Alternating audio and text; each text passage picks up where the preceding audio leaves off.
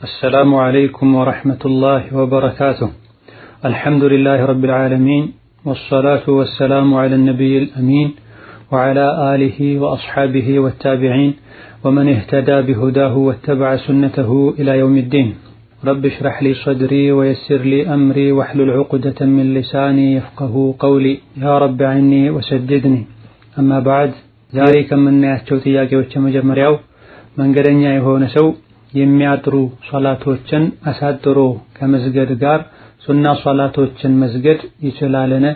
በተለይ ከኢሻ ቀስር በኋላ ባዕድያ 2 ረክዓ ሰግጄ ከዚያም 1 ረክዓ ዊትር ሰግዳለሁኝ፣ ይሄን ማድረጌ ትክክል ነው ወይ የሚል ጥያቄ ነው። ነብዩ አለይሂ ሰላቱ ወሰላም መንገድ ላይ ጉዞ ላይ በሚሆኑበት ወቅት ከፈጅር ሶላት ቀብልያ በስተቀር የሌሎች ሶላቶችን ቀብልያም ይሁን ባዕድያ ይሰግዱ እንደነበረ አልተነገረም። ለዚህም ነው አብዱላህ ኢብኑ ዑመር የሚባሉት ታላቁ ሱሐቢ መንገድ ላይ ሆነው ሶላት ካለቀ በኋላ ሌላ ሶላት የሚሰግዱ ሰዎችን ባዩበት ጊዜ ሱና መስገድ ቢኖርብን ፈርዱን ሙሉ አድርገን አንሰግድም ነበር እንደ የበላ ይበልጥ አላህ ዘንድ ተወዳጁ ከሱና ይልቅ ፈርዱ ነው። ፈርዱን እንካ መንገደኛ ስንሆን እንድናሳጥር አላህ ተባረከ ወተዓላ ፈቅዷል፣ ደንግጓል። አብዱላህ ኢብኑ ዑመር ከነብዩ ጋር ከአቡበክር ጋር ከዑመር እና ከዑስማን ጋር አብሬ መንገድ ሄጃለሁ፣ ጉዞ ላይ አብሬያቸው ነበርኩኝ፣ ማናቸውም ከ2 ረክዓ በላይ አልሰገዱም ብላ። ሆኖም የነሱን ሱና መከተሉ የተሻለ ነው። መንገድም ይሁኑ ሀገር ላይ ማይተዉ ሱና ሶላቶች አሉ። ከነዚህም መሃል አንዱ ሶላተል ዊትር፣ የሌሊት ሶላት፣ አዱሃ፣ ሱነተል ውዱእ፣ ረክዓተይ ጠዋፍ ይገኙበታል። ከኢሻ በኋላ 3ም ይሁን 5 ረክዓ 7 ረክዓ ዊትር መስገድ ይችላሉ። ከኢሻ በኋላ 2 ረክዓ ባዕድያ ሳይሆን ከዊትር በፊት የሚሰገደው ሸፍዕ 2 ረክዓ ተብሎ ተሰግዶ ከዛ በኋላ 1 ረክዓ ዊትር ቢያደርጉ 4 ረክዓ ሰግደው ከዛ በኋላ 1 ረክዓ ዊትር ቢያደርጉ ችግር የለውም። አማ ባዕድያ ቀብልያ መንገደኛ ተኮኖ ሱናው አይሰገድም ከፈጅር ቀብልያ በፊት። የፈጅርን ቀብልያ ሀገር ውስጥም ይሁኑ ከሀገር ውጪ ነቢ አለይሂ ሰላቱ ወሰላም አይተውም ነበር። ሌላኛው ጥያቄ ዙህር ላይ ከቤቱ መንገድ ሊወጣ የተዘጋጀና አስር በጉዞ ሰበብ እንደሚያልፈው የገመተ ሰው አስር ሰላትን እንዴት ነው መስገድ የሚችለው የሚል ጥያቄ ነው። ሀገርን ለቀው እስካልወጡ ድረስ ቀስር ማድረግ አይቻልም፣ ሶላቱን ማሳጠር አይቻልም። ነገር ግን ጥያቄው ላይ በተነገረው መሰረት መንገድ ላይ ሆኖ የሶላቱ ወቅት እንደሚያልፍ እርግጠኛ ከሆኑ አስርን ከዙህር እዛው ሀገር ውስጥ ያሉ ጀምዕ አድርገው ሰግደው ቢሄዱ ችግር የለም። ጀምዕ ማድረግ የተደነገገው ችግርን ለማስቀረትና ዑድር ሲኖር ነው። ሀገር ውስጥ እንኳ ቢሆኑ በዝናብ ምክንያት ዙህርን ከዐስር ዐለ ራጅሕ መግሪብን ከዒሻ ጀምዕ አድርጎ መስገድ ይቻላል። ይሄ የተፈቀደበትና የተደነገገበት ምክንያት ከኡማው ችግርን ለማስቀረት ነው። ሙሳፊር የሆነ ሰው ጉዞ የሚጀምረው ዙህር አካባቢ ቢሆን በዐስሩ ወቅት ወርዶ መስገድ እንደማይችል እርግጠኛ ከሆነ ዐስርን ከዙህር ቢሰግድ ችግር የለውም። ኋላ ላይ በወቅቱ መስገድ እንደሚችል ካወቀ ግን በወቅቱ ሊሰግድ ይገባዋል። ይህ ሙሳፊር ነው በሚል ተወስዶ ሳይሆን ችግርን ለማስቀረትና ለዑድር ነው የተፈቀደው። በሽተኛ የሆነ ሰው ሁሉን ሶላት ወቅቱን ጠብቆ መስገድ የሚከብደው ከሆነ ለእያንዳንዱ ሶላት ውዱእ ማድረግ መነሳት የማይችል ከሆነ ዙህርን ከዐስር መግሪብን ከዒሻ መስገድ ይችላል። ኃይለኛ ዝናብ ኖሮ መንገድ በጭቃ በጎርፍ የሚዘጋጋ ከሆነም ዙህርን ከዐስር መግሪብን ከዒሻ መስገድ ይቻላል። እዚህም ጋር ለሐጃና ለችግር መንገደኛ የሆነ ሰው ቀደም ብሎ ዙህርን ከዐስር ቢሰግድ ችግር የለውም። ሌላኛው ጥያቄ እናቴ ከ4 ዓመት በፊት ረመዳንን ሶላት ሳትሰግድ ትጾም ነበረ። ሐይድ ላይ መሆና ትጾም ነበረ። ከአሁን በፊት በዚህ መልኩ የጾመችው እንዴት ይታያል? ምንስ ነው ማድረግ ያለብኝ? ቀባም ለማውጣት ልኩ አይታወቅም። ቀባስ ማውጣት ግዴታ ከሆነባት ጾም ላይ እኔ ባግዛትና ብጾምላት እችላለሁ የሚል ጥያቄ ነው። ይህ የተደረገው በጀህልና ከሆነ በጀህልናው ዑድር ሊሰጣት ይችላል አላህ ዘንድ ተባረከ ወተዓላ። ሳያውቁ ባጠፉት ጥፋት አላህ አይቀጣም። ያወቁ በግዴለሽነት ከሆነ ሶላትን የተወችው እስከነ ሐይዷ ትጾም የነበረው ይሄ ከባድ ስህተት ነው፣ ጥፋት ነው፣ ወንጀል ነው። ሆን ብሎ ሶላትን መተው ከእስልምና ያወጣል። አሁንም በጀህልና ከሆነ ምንም የለባትም። ካወቀችው ሰዓት ጀምራ ጾሟና ሶላቷን አስተካክላ መቀጠል ነው። ያወቀች በግዴለሽነት ከሆነ ሶላት የተወችው ከዑለሞች አስተያየት ራጂሑ ሶላትን ሆን ብሎ የተወሰው ይከፍራል፣ ከእስልምና ይወጣል። በኩፍር ወቅት ያሳለፉትን ዒባዳ ቀባ ማውጣት ግዴታ አይደለም። ተውበት ከማድረግ ጋር ሱና ሶላት፣ ሱና ጾም፣ እስትግፋር ማብዛት ይጠበቅባታል። ሐይድ ላይ ሆኖ መጾም ከባድ ወንጀል ነው። ያለ ሶላት መጾም ዋጋ የለውም። ቤተሰቦቻችንን ልናስተምር ያወቅነውን ልናሳውቅ ልንመክር ይገባል። ሌላኛው ጥያቄ ጾመኛ ሆኜ የድካም ስሜት ሲሰማኝ ፈሳሽ ይፈሰኛል፣ ይህ ፈሳሽ ጾሜን ያበላሻልን የሚል ጥያቄ ነው። በድካም ምክንያት የሚፈስ ፈሳሽ እስከሆነ ድረስ ሐይድ መሆኑ ወይም ከሐይድ ጋር የተያዘ መሆኑ አልያ ደግሞ የዘር ፈሳሽ መሆኑ እስካልተረጋገጠ ጾምን ያበላሽ። ሌላኛው ጥያቄ ጾመኛ ሆኜ ልጆች በጣም ሲያስቸግሩኝ አደብ ለማስያዝ ስል ስመታቸው ያለቅሳሉ፣ ይህን በማድረጌ ጾሜ ይበላሻልን የሚል ጥያቄ ነው። ጾመኛ ሰብር ሊያደርግ ይገባዋል። ሲጾም እጁም አይኑም ምላሱም ሊጾም ይገባዋል። በተቻለ ያክልም በጾሙበት ዕለት ከሰዎች መራቅና ራስን ማግለል አስፈላጊ ነው። እናት ከልጆቿ ጋር በምታሳልፍበት ጊዜ ጥፋት ካጠፉ ልትመክር ይገባታል፣ ልትሰብር ይገባታል። በሆነ ባልሆነው መምታቱ ተገቢ አይደለም። ሕፃናትን መምታትም ሸርጥ አለው፣ አደብ አለው። አንደኛ ደረጃ ንዴትን ለማብረድና ለበቀል ተብሎ መሆን የለበትም። እንደዚሁ ደግሞ ለምን እንደተመቱ የሚያውቁበት እድሜ ላይ መሆን አለበት።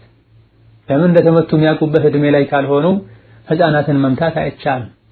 እንደዚሁ ደግሞ ሲመቱ ፊትን ሊመቱ አይገባም። ከፍተኛ ጉዳት ሊያስከትል የሚችል የሰውነት አካል ላይም ምቱ ሊያርፍ አይገባም። እነዚህና መሰል የሆኑ ሸርጦች ከተሟሉ ወላጆች ወይም የሕፃናት ኃላፊዎች አደብ ለማስያዝ ብለው በማይጎዳ መልኩ ቢቆነጥጡ ቢመቱ ችግር አይኖረውም። ነገር ግን ሸርጡ መታወቅ መጠበቅ አለበት። ጾም ላይ ይሄን አለማድረግ የተሻለ ነው። አስፈላጊ ሆኖ ከተገኘ ቢደረግ ጾምን አያበላሽም። ያለ ምክንያትና ሸርጡን በጎደለ መልኩ እንኳን ቢያደርጉት የጾሙን አጅር ይቀንሳል እንጂ ጾም አያበላሽም። ሌላኛው ጥያቄ ረመዳን ላይ በረመዳን ሐይድ ላይ ያለሁኝ ምግብ መብላት አያስፈልገኝም፣ ጾመኛ አለመሆኔን አውቃለሁኝ፣ የግድ መብላትና መጠጣት አለብኝ ወይ? ባለመብላቴስ ሐራም ይሆንብኛል ወይ የሚል ጥያቄ ነው። የወሊድ ደምና የሐይድ ደም ላይ ያሉ ሴቶች መጾም አይፈቀድላቸውም፣ አይወጅብባቸውም። ቢጾሙም ተቀባይነት አያገኙም። በመጾማቸው ሁሉ ወንጀለኛ ይሆናል። ስለዚህ መብላት ይችላሉ ማለት ነው። ወላኪን በሚበሉበት ጊዜ በግልጽ መብላት የለባቸው። ውጪ ላይ ሰው ያያቸው ወጥተው ሊበሉ አይገባም። ቤትም ቢሆን ምክንያታቸውን ዑድራቸውን የማያውቁ ሕፃናት ባሉበት ሊበሉ አይገባም። ሕፃናት ግራ ይጋባሉ። በአንድ በኩል ረመዳን ነው፣ ሌሎች ቤተሰቦች እየጾሙ ነው። በሌላ በኩል እናት ስትበላ ካዩ ግራ ሊጋቡ ይችላል። ሁሉም የሚያውቁና ዑድርን የሚረዱ ከሆኑ ሌሎች ያዩ ብትበላ ችግር የለም። ዑድሩ ድብቅ የሆነ ሰው ውጭ ላይ ወጥቶ መብላት የለበትም። ሌሎችን ግራ ያጋባል። ይህን የሚያደርጉ ሰዎች ላይም የሙስሊሞች መሪ እርምጃ ሊወስድ እንደሚገባው ፉቃሃዎች ጠቅሰዋል። ዕሙመን የወሊድና የወር አበባ ደም ላይ ያሉ ሴቶች መጾም አይፈቀድላቸውም፣ መብላት ይችላሉ። መብላት ይወጅባል ወይ? ጾም ያለው ብለው እስካልነየቱ ድረስ ምግብ መተዋቸውን የጾም አካል እስካላደረጉ ድረስ መብላቱ አይወጅም። ጾመኛ ነኝ አልበላም ብለው ከነየቱ ብቻ ነው ወንጀለኛ የሚሆነው። ነገር ግን እስካልጾሙ ድረስ የነፍስያን ሐቅ ቢጠብቁ ቢበሉ በልተው ጾመኞችን ቢኻድሙ ፍጡር ቢያዘጋጁ የተሻለ ነው። ሌላኛው ጥያቄ ፍጡር ላይ ذهب الظمأ وابتلت العروق የሚባለው ዱዓ ካፈጠረን በኋላ ነው ወይስ ከማፍጠራችን በፊት ነው የሚባለው የሚል ጥያቄ ነው። ጾመኛ ሲያፈጥር እዚህ ላይ የተጠቀሰውን ዝክር ማለት ይችላል። ሶሒሁም ይሄ ነው። ሌሎች የአዝካር አይነቶች አሉ። ሰነዱ ትክክለኛ የሆነው ሐዲሱ ሶሒህ የሆነው ذهب الظمأ وابتلت العروق وثبت الأجر إن شاء الله የሚለው ዘገባ ነው። ይሄ የሚባለው መቼና ምን ጊዜ ነው የሚለውን በተመለከተ የዲን ሊቃውንት የተለያዩ አስተያየቶችን ሰንዝረዋል። የተወሰኑት ልክ ሊፈጠር ሲል ነው ብለዋል። ሌሎች ደግሞ የተወሰነ ካፈጠሩ በኋላ መሃል ላይ ነው ብለዋል። የተወሰኑት መጨረሻ ላይ ነው ብለዋል። ሁሉም ቢደረግ ችግር የለውም። አንዳንዴ የተወሰነ ካፈጠሩ በኋላ፣ ሌላ ጊዜ ደግሞ ሊጀምሩ ሲሉ፣ ሌላ ጊዜ በልተው ካጠናቀቁ በኋላ ቢሉት ያስኬዳል። ሌላኛው ጥያቄ ቁኑት ላይ ኢማሙ ዱዓ ሲያደርግ እጅን ዘርግቶ ድምፅን ከፍ አድርጎ አሚን ማለት በሸሪዓ እንዴት ይታያል የሚል ጥያቄ ነው።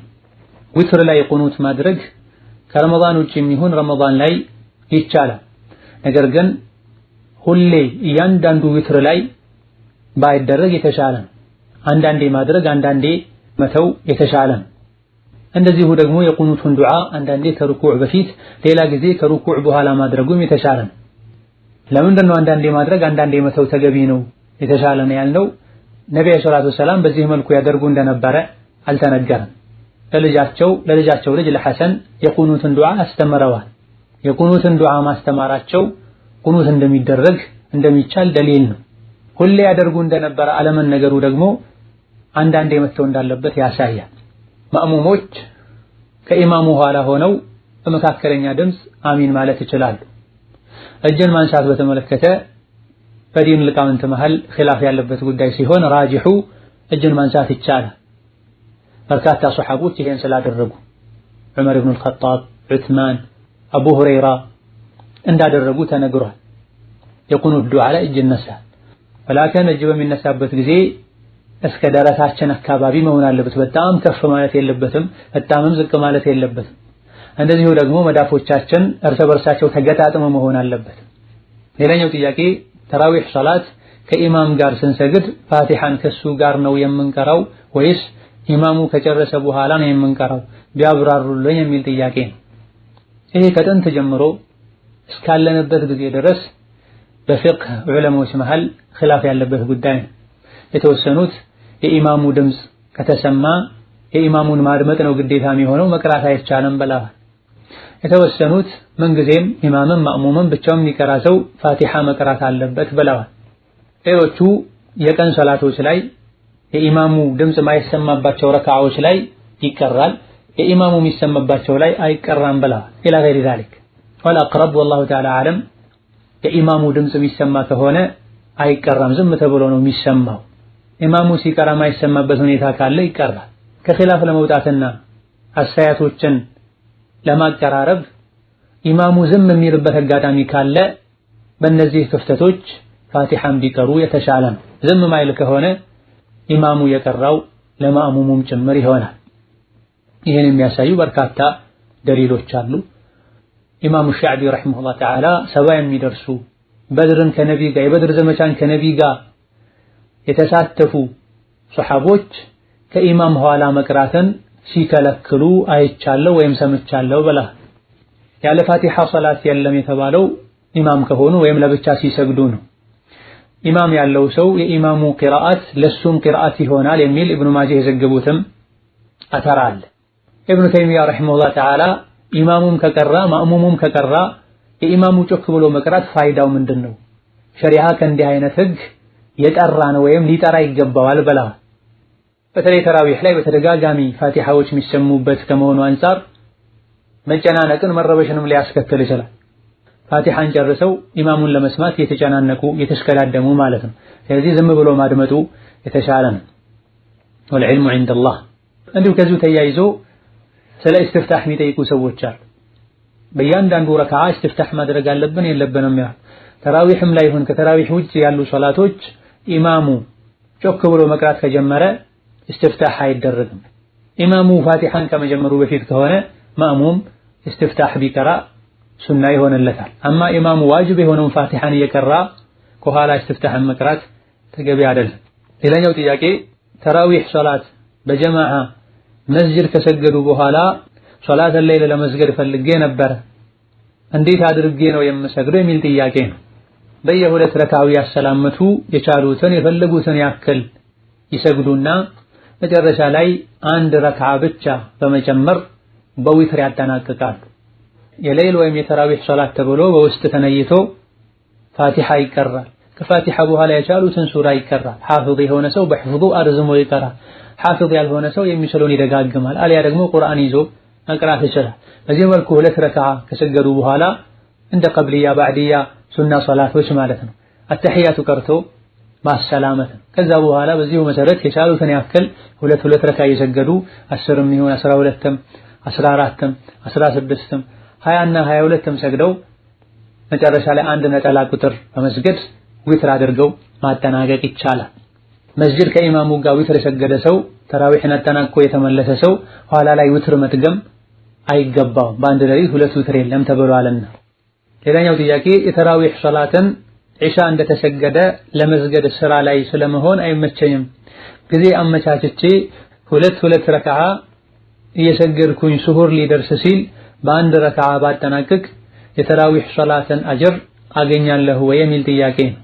ነዓም ታገኛለህ ወይም ታገኛለሽ ኢንሻአላህ ተዓላ። የአላህ ረሕመቱ ሰፊ ነው። ተራዊህን በጀማዓ መስገድ ቢችሉ መልካም፣ ካልሆነ ለብቻም ይሁን በአቅራቢያችን ቤት ውስጥ ካለ ሰው ጋር በጀማዓ መስገድ እንችላለን። ጀማዓው በዛ ቁጥር አጅሩ ከፍ ያለ ይሆናል። ሄዶ መስገድ እየነየተ እየፈለገ በቂ ዑድር ምክንያት ኖሮት የተወሰው ለብቻው ቢሰግድ ኢንሻአላህ ተዓላ የጀማዓውንም ጭምር አጅር አላህ ይሰጠዋል። ሌላኛው ጥያቄ የተራዊህ ሶላት እቤት ስንሰግድ ቁርአን ያልሐፈዘ ቁርአን ይዞ እየቀራ መስገድ ይችላል ወይ የሚል ጥያቄ ነው። ቁርአንን መሐፈዝ ሱናን ወደ አላህ ተባረከ ወተዓላ መቃረቢያ ነው። በየአካባቢው በየሀገሩ አንዳንድ ቁርአን የሐፈዙ ሰዎች ግን ሊኖሩ ይገባቸዋል። ዋጅብና ግዴታ ይሆናል። ቁርአንን ለመጠበቅ ሲባል፣ ሸሪዓን ለመጠበቅ ሲባል ሶላተ ለይልን ረመዳንም ላይ ይሆን ከረመዳን ውጪ አስረዝሞ መቅራት ሱና ነው። ሐፊዝ ሆኖ በረጅሙ መቅራት ያልቻለ ሰው ሐፊዝ የሆነ በረጅሙ ሊያሰግደው የሚችል ኢማም የሌለው ሰው ቁርአንን ይዞ ቢቀራ ችግር የለውም። ለሐጃ ሶላት ውስጥ አንዳንድ ነገሮችን ማድረግ ይቻላል። ነብዩ ሰለላሁ ዐለይሂ ወሰለም የዘይነብን ልጅ ኡማማን ይዘው ሰግደዋል። በዛ ሰዓት ሕፃኗን መያዙ አስፈላጊ ስለነበረ ነው። ሶላትን በተሻለ መልኩ ለመስገድ ቁርአንን ይዞ መስገድ ካስፈለገ ችግር የለውም። ማያዘናጋ ከሆነ በዘመናችን ቁርአኖች ሞባይል ላይ የሚጫኑበት ሁኔታ አለና ሚቀል ከሆነ ማያዘናጋ ከሆነ ሞባይልንም ይዘው ሞባይል ላይ ቁርአን እያዩ ቢሰግዱ ችግር የለውም። እየሰሙ ሳይሆን እየቀሩ መሆን አለበት። ሌላኛው ጥያቄ የተራዊህን ሶላት ግማሹ 20 ረካ ነው፣ ግማሹ 8 ረካ ነው እያሉ በየዓመቱ ጭቅጭቅና ጸብ ይነሳል። 20 ረካ መስገድ ቢድዓ ነው ሐራም ነውም ይላሉ። ይህ እንዴት ይታያል የሚል ጥያቄ ነው። በመጀመሪያ ደረጃ ንትርክና ጭቅጭቅ፣ ክርክር በዲኑ የተወገዙ ናቸው። ክርክር ያበዛ ሰው ዲኑ ላይ ጽናት አይኖርም። ነብዩ አለይሂ ሰላቱ ወሰላም ሐቀኛውን ጋር ቢሆን ሐቁን ከያለው እሱ ጋር ቢሆን መከራከርን የተወሰው ጀነት እንደሚገባ እኔ ኃላፊ ሆነዋለሁ ብሏል ነብዩ ሰለላሁ ዐለይሂ ወሰለም። ሐቅን ተናግሮ ማለፍ እንጂ መከራከር አያስፈልግም፣ መጨቃጨቅ አያስፈልግም። እንደዚሁ ደግሞ ኺላፍ ያለበት የሐሳብ ልዩነት ሊከሰት የሚችልበት ነጥብ ላይ እዚህ ደረጃ የደረሰ ጸብን ሊያስከትል የሚችል ኺላፍ ውስጥ መግባት አያስፈልግም። ኺላፍ መብዛቱ የቀልብ መራራቅን ያስከትላል። የፍቅህ ጉዳይ ላይ መኻለፍ ከሰሐቦች ዘመን ጀምሮ ያለ ነው። እነማ የሚወገዘው በሰሐቦች ዘመን ያልነበረው የዐቂዳ ኺላፍ ነው ያልነበረው። ውዱእ የሚያፈርሱ ነገሮችን በተመለከተ አንዳንድ መብላት የሚቻልና የማይቻል ነገሮችን በተመለከተ ፍቅህ ነክ ነጥቦች ላይ ከጥንት ጀምሮ ኺላፍ አለ። ልባችን ሰፊ ሊሆን የሌላኛውን ወገን ማስረጃ ልናደምጥ ልንረጋጋ ዓላማችን ለሰዎች ሐቅን ማሳወቅ ሊሆን ይገባል። የተራዊህ ሶላትን ቁጥር በተመለከተ ሰዎች ለሁለት ተከፍለዋል። በተለይ አላዋቂዎች የተወሰኑት ከ11 ረካ በላይ መጨመር ስህተት ነው፣ ወንጀል ነው፣ ቢድዓ ነው ያሉበት ሁኔታ አለ። ሌሎች ደግሞ 11 ብቻ መስገድን ያወገዙበት አጋጣሚ አለ። ሁለቱም ስህተት ነው። ጥያቄው ላይ ከ11 በላይ መጨመር ቢድዓ ነው፣ ሐራም ነው ሁሉ ያሉ ነው የሚል ቃል አለ። እንዴት ተብሎ ነው 11 ላይ መጨመር ሐራም የሚሆነው ቢድዓ የሚሆነው? ነብዩ አለይሂ ሰላቱ ወሰላም ስለ ሶላት ሌሊት ሲጠየቁ የሌሊት ሶላት ሁለት ረካዓ ነው፣ ይነገብኛል ብሎ የፈራና የሰጋ ሰው 1 ረካ ይጨምር ዊትር ይሆንለታል ብለው ሳለ ጠያቂው የሌሊት ሶላትን አሰጋገድ ብዛቱንም ጭምር ነው የጠየቃቸው። ነብዩ ሰለላሁ ዐለይሂ ወሰለም ይሄን ያክል ሰግደህ አቁም አላሉት። የሌሊት ሶላት ሁለት ረካዓ ነው ያሉት። ጥጉን አልነገሩትም። በዚህም መሰረት ከፈለጉ 20 ረካ ከፈለጉ 40 ረካ ከፈለጉ 80 እና 100 ረካ ቢሆን መስገድ እንደሚቻል ነው ሐዲሱ የሚያሳይ። የሌሊት ሶላት ገደብ የለውም። በመሆኑም ነገሩን ልናጠብቅ አይገባም። ከደጋ ቀደምቶች ውስጥ እጅግ በጣም በርካታ የዲን መሪዎች ከ11 መጨመር እንደሚቻል ተናግረዋል። ከ11 በላይ ሰግደዋል፣ አሰግደዋል። ከ11 በላይ መስገድ አይቻልም እያሉ 10 ከተሰገደ በኋላ ጥለው የሚወጡ ወይም እዛው ቁጭ ብለው ሶፉ ክፍት እንዲሆን የሚያደርጉ ወይም ወደ ኋላ ሄደው ወሬ ያወሩ ሰው የሚረብሹ ሰዎች ትልቅ ስህተት ላይ ወድቀዋል። እንደዚሁ ደግሞ ትልቅ አጅርም አልፏቸዋል። ኢማሙ ሶላቱን እስኪጨርስ አብሮ የሰገደ ሌሊቱን በሙሉ ሲሰግድ እንዳደረ ይቆጠርለታል በሚለው በነብዩ ሐዲስ የተነገረው ትሩፋት ይቀርባቸዋል። እንደዚሁ ደግሞ ከ11 መጨመር አይቻልም ብለው በማማናቸው ይህ ቢድዓ ነው በማለታቸው ስህተተኛም ይሆናል። ይህ እንዳለ ሆኖ 11 ብቻ የሚሰግዱ ሰዎችንም ያወግዛሉ። ይህም ስህተት ነው። ነብዩ ሰለላሁ ዐለይሂ ወሰለም አይሻ እንደተናገሩት ረመዳንም ይሁን ከረመዳን ውጪ 11 ረካ ነበር የሚሰግዱት። 11 መስገድ ይቻላል፣ ሱናም ነው። ከ11 መጨመርም ይቻላል። ሁለቱም ትክክል። እንዴት ነብዩ ሰለላሁ ዐለይሂ ወሰለም ከ11 በላይ ሰግደው የማያውቁ ከመሆኑ ጋር ሁለቱም ይቻላል ይባላል? ነብዩ ሰለላሁ ዐለይሂ ወሰለም ቂያሙን፣ ሩኩዑን፣ ሱጁዱን እያረዘሙ ነበር የሚሰግዱት። እንደ ነብዩ አርዝሞ መስገድ የቻለ ሰው ማእሙሞቹ ፈቃደኛ ከሆኑ 11 መስገዱ በላጭ ነው ይባላል።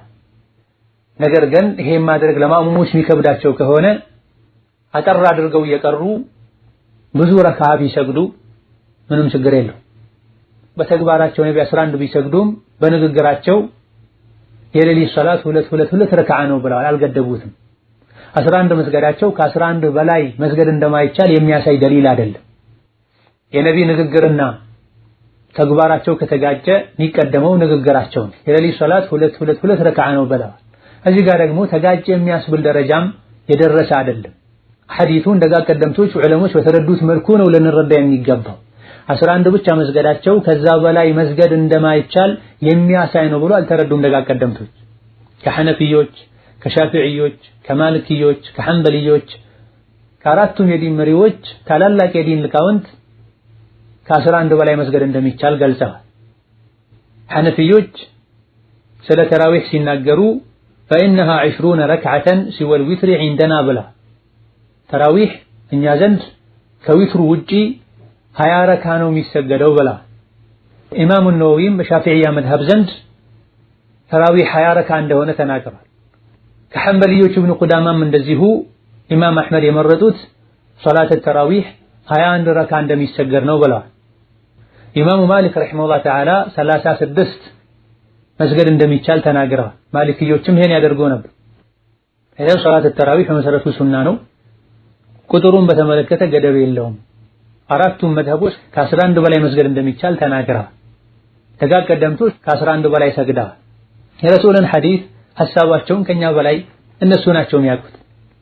ከመሆኑም ከ11 በላይ መስገድ ቢድዓ ነው፣ ከ20 መቀነስ ቢድዓ ነው፣ ስህተት ነው ልንል አይገባም።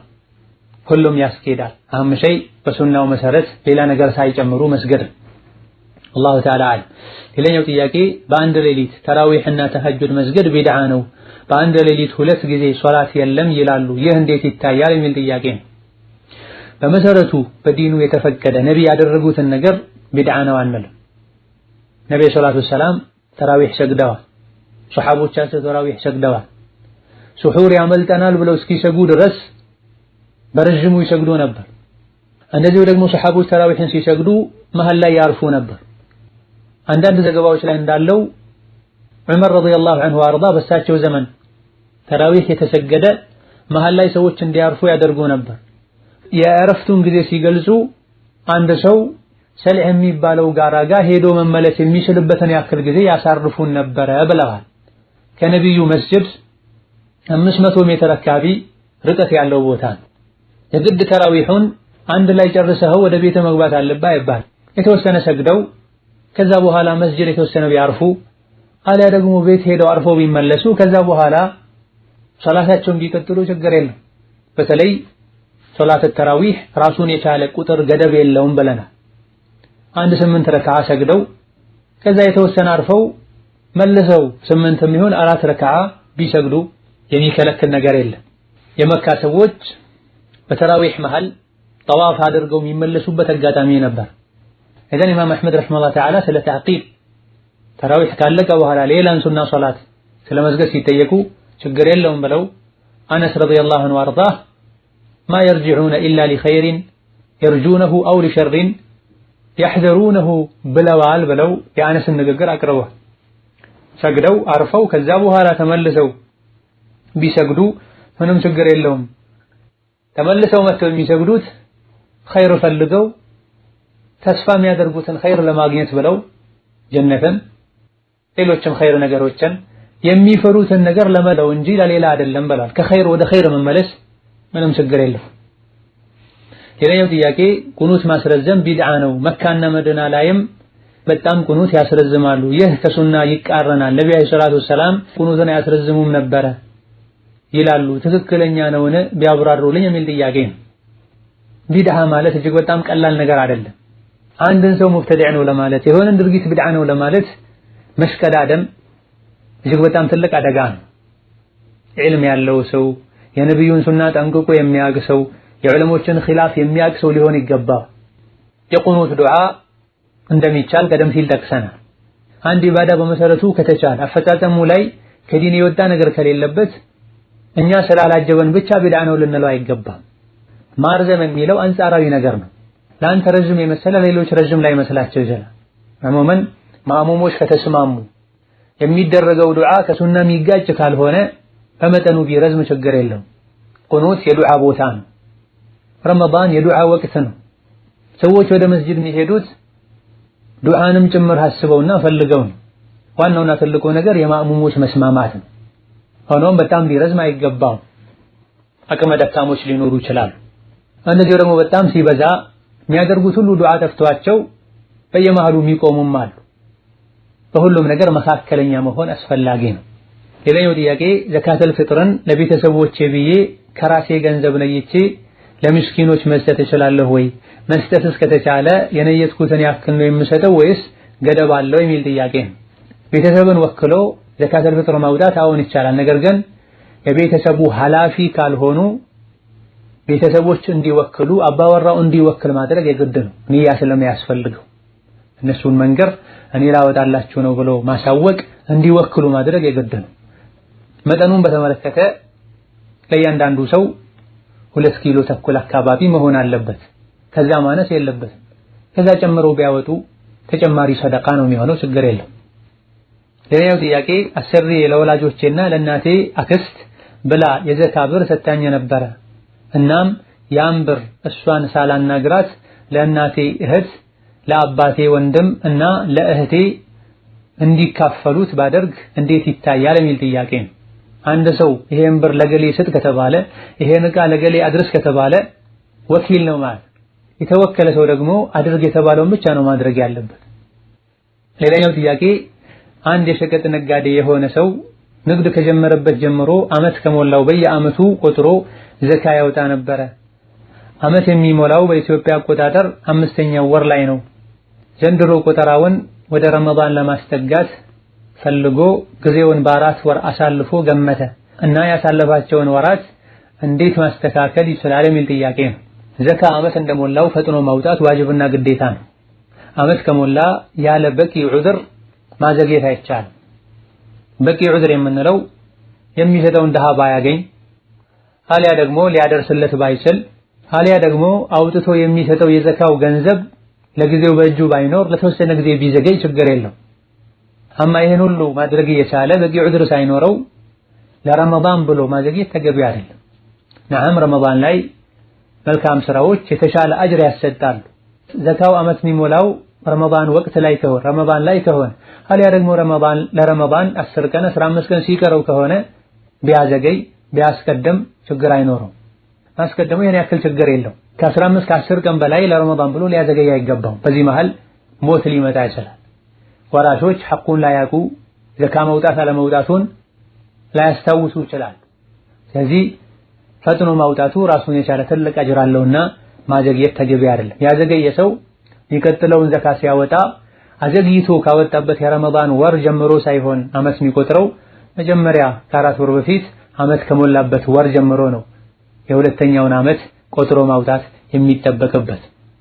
ባለማወቅ ይሄን ያደረገ ሰው ከተውበት ውጪ ሌላ ምንም የለበትም። እንደዚሁ ደግሞ በቀጣይ ዘካ ሲያወጣ አመቱን መቁጠር ያለበት ከረመዳን ሳይሆን መጀመሪያ አመት ከሞላበት ወር ነው ሊሆን የሚገባው። ሌላኛው ጥያቄ ቁርአን ስቀራ አረብኛ ስለማላውቅ ቃላቶችን በአማርኛ እየጻፍኩ ማንበብ እችላለሁ ወይ የሚል ጥያቄ ነው። ቁርአን የወረደው በአረብኛ ነው፣ የተጻፈውም በአረብኛ ነው። በነብዩ ሰለላሁ ዐለይሂ ወሰለም ዘመን በርካታ አረብኛ የማይችሉ የሚቸገሩ ሰዎች ነበሩ። በሰሐቦች ዘመንም እንደዚሁ። ከመሆኑም ጋር ነብዩ ሰለላሁ ዐለይሂ ወሰለም በራሱ ቋንቋ ጻፉለት፣ በራስህ ቋንቋ ጽፈህ ተማር አላሉ። ቁርአንን በወረደው መሰረት እንዲቀራ ነው ያዘዙት ያስተማሩት። ሰሐቦችም ይህንኑ ነው ያደረጉት። ሆኖም ቁርአንን ፊደሉን በሌላ ቋንቋ መጻፍ አይቻልም። ትርጉሙን ከሆነ በሌላ ቋንቋ መጻፍ ይቻላል። አረብኛ የማይረዱ ሰዎች ይበልጥ የሚያስፈልጋቸውም ትርጉሙን መልእክቱን መረዳቱ ነው። ላኪን ራሱን ለመቅራት በሌላ ፊደል መጻፍ አይቻልም፣ ሐራም ነው። በዚህ ዙሪያ ክታብም ጭምር ተዘጋጅቷል። ምክንያቱም አረብኛ ፊደል እንጂ ሊገልጻቸው የማይችላቸው ቃላቶች አሉ። አረብኛ ላይ እንጂ ማይገኙ ፊደላቶች አሉ። ቃፍን ፊደል፣ ዷድን ፊደል፣ ዛን ፊደል፣ ሳን ፊደል ከአረብኛ ውጪ ሊገልጻቸው ሌላ ሊገልጻቸው የሚችል ፊደል አይኖርም። አረብኛ የሚከብደው ሰው ተቸግሮም ቢሆን በየቀኑ አንዳንድ ሁለት ፊደልም ቢሆን የተማረ የቁርአን ቋንቋን የቁርአን ፊደልን ሊማር ይገባዋል እንጂ በሌላ ፊደል በሌላ ቋንቋ ሊጽፍ አይገባው።